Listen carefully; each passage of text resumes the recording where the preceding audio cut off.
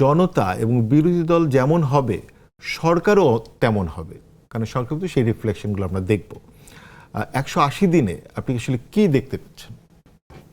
জনতা যেমন হবে সরকার কেমন হবে? সরকারও মানে ধরেন জনতা যেমন, মানে তার সরকারও ওরকম হয়ে ওঠেন। এখন জনতা ভোট দিয়ে এনেছে, সেই জন্য কি জনতা আবার যেমন ধরেন বিরোধী দলেরও ভূমিকা থাকবে, তাদের আচরণের উপরই তো সরকার আসলে মানে কত বেশি কর্তৃত্ববাদী হবেন হবেন না। 180 দিনের সরকার এবং বিরোধী দলকে এক পাল্লায় যদি ওজন করি, তাহলে আমি দেখি যে সরকারের মহা কোনো সাফল্য নাই।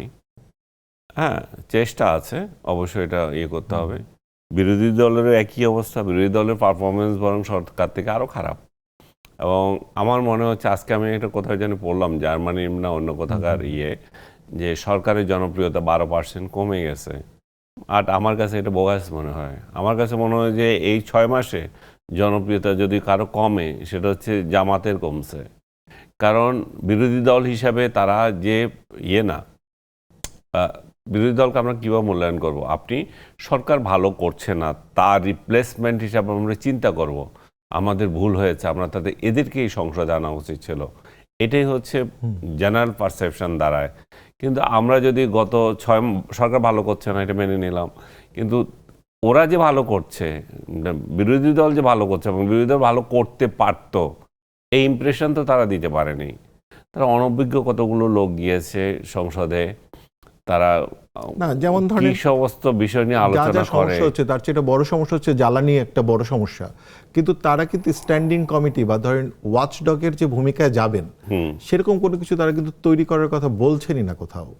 মানে এটা কি অনভিজ্ঞতা? মনিয়াপা বললেন এটা সম্ভবত অনভিজ্ঞতা। এটা কি আমি অনভিজ্ঞতা দেখি। গত 6 মাসে সংসদে বিরোধী দল হিসেবে জামাত, এনসিপি কোনো একটা জিনিস আপনি প্রশ্নটা করবেন যে কোনো গৃহপালিত বিরোধী দল হিসেবে ভূমিকা নেয় নাই। একটা মানে ভাই ভাই সংসদে, তারপরও তারা একটু মানে আমরা বিরোধী এটা দেখানোর চেষ্টা আছে। এটা গৃহপালিত বিরোধী দল বলা যাবে না। এবং তারা আরেকটা বিষয়ে খুব গুরুত্ব দিয়েছে, জুলাই সনদের পূর্ণ বাস্তবায়ন। এটাকে অস্ত্র বানিয়ে তারা সংসদের ভিতরে বাইরে হাউকা করেছে। কিন্তু বাস্তবতা হচ্ছে যে এই যে জুলাই সনদের পূর্ণ বাস্তবায়ন, এটা নিয়ে জনগণের কোনো মাথা ব্যথাই নাই।